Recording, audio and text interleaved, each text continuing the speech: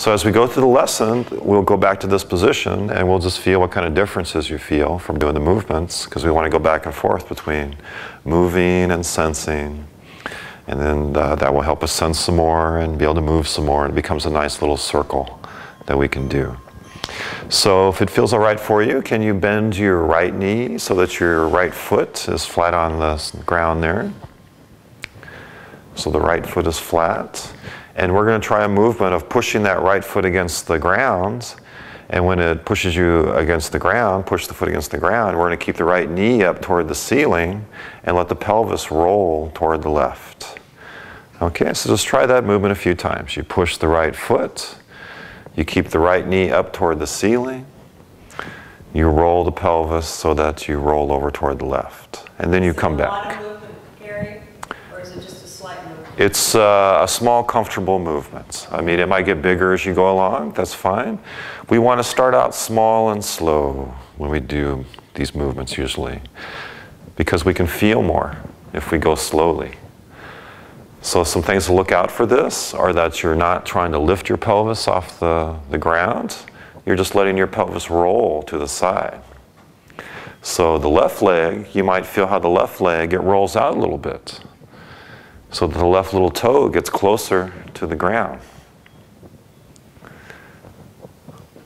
Okay, make sure the right knee stays up toward the ceiling, and that will open up your hip joint. Good. So we want to feel when you push, it rolls.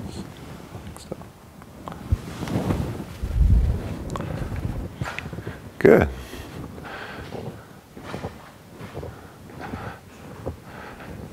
So when you push that and you raise the side, you just want to feel That's how what I was asking, to how there. much to lift. Yeah, I just want to show you that's going to, if you go a little further, that's what will start happening.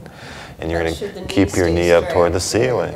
See, if you keep it up toward the ceiling, feel how something happens in the hip. Mm-hmm. If you were to let it come over, see, nothing would happen then.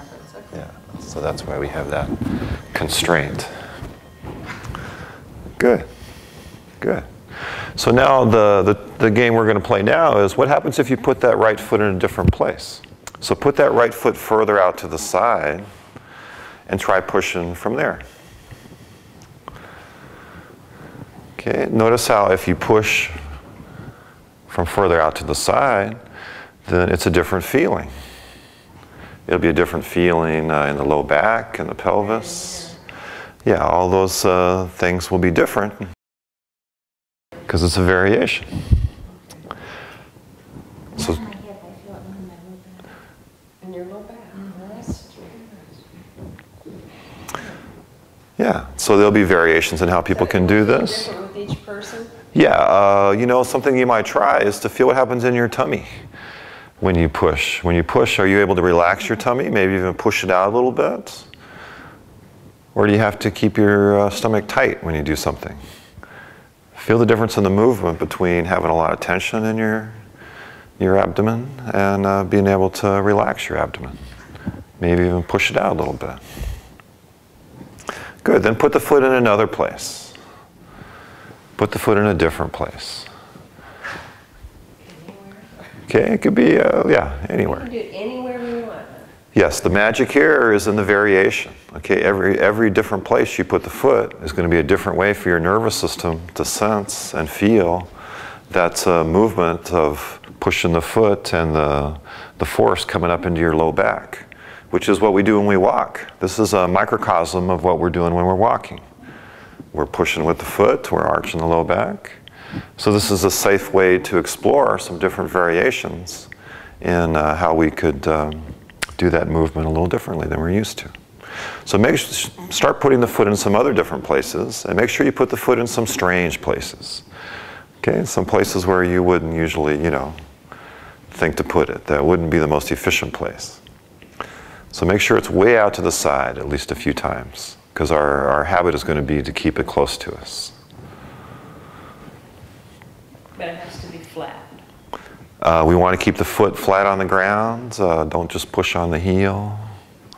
We'll try and relax the foot. As we do the movements, we want to try and relax more and more. Okay, by relaxing more and more while you do the movement, you start to feel the places where you can let go of that extra tension that we hang on to without knowing it. Good, good. Okay, then just rest for a second, okay? Just let your leg come back and rest for a second. Can you feel any difference in the two legs after doing that movement? Okay, yeah. Just take a second to just feel the, even though we were doing small, gentle movements. Okay. And more contact all the way down on the right side, whereas I didn't, all the contact was on the left before I started this. Yeah, the hip is a very large part of our muscular system. So if we do something that releases the hip, often the changes will go all through us, all through that side.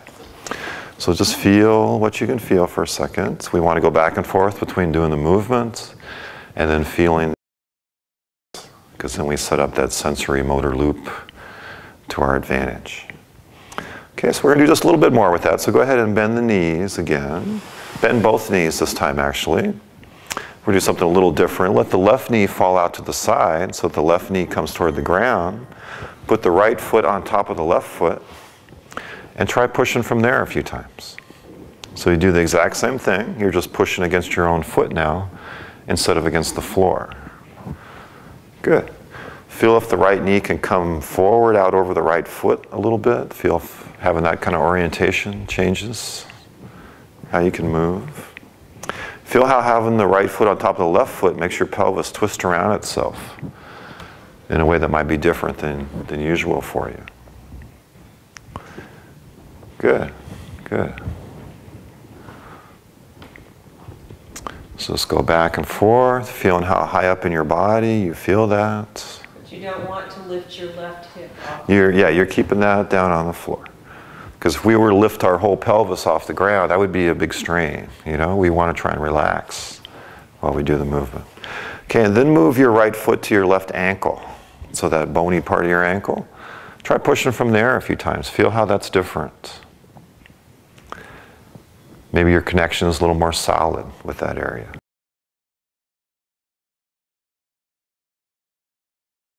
Yeah, it should feel good. If you don't ever do anything that hurts during these movements, if it hurts, it means you're doing too much, or maybe you're just not ready to do that particular movement, which is fine. Just imagine doing it, maybe. We hurt. If you, well, we need to change that.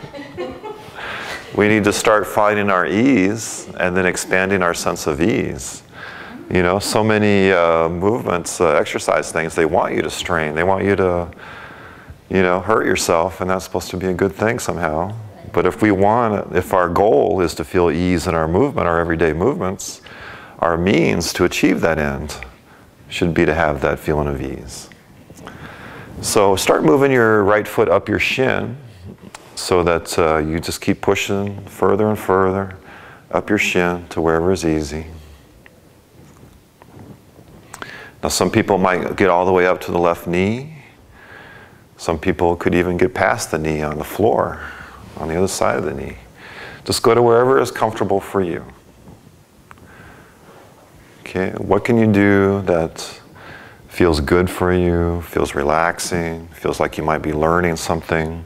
Those are the kind of feelings we want, not feelings of strain or discomfort. Good, good. Okay, and when you've gone as far with the foot as you feel like going today, just go ahead and let both the legs go long again. And just feel the difference. If the difference got a little bigger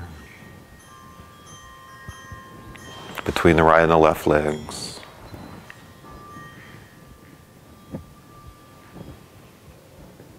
Feel which leg can relax more now. After we use a muscle, after we use ourselves in a way that's more efficient, then we're able to relax those muscles more effectively too.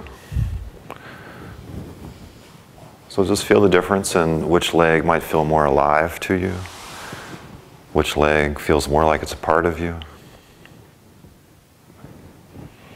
and anything else you can feel. And just let your breathing get nice and even and regular and gentle.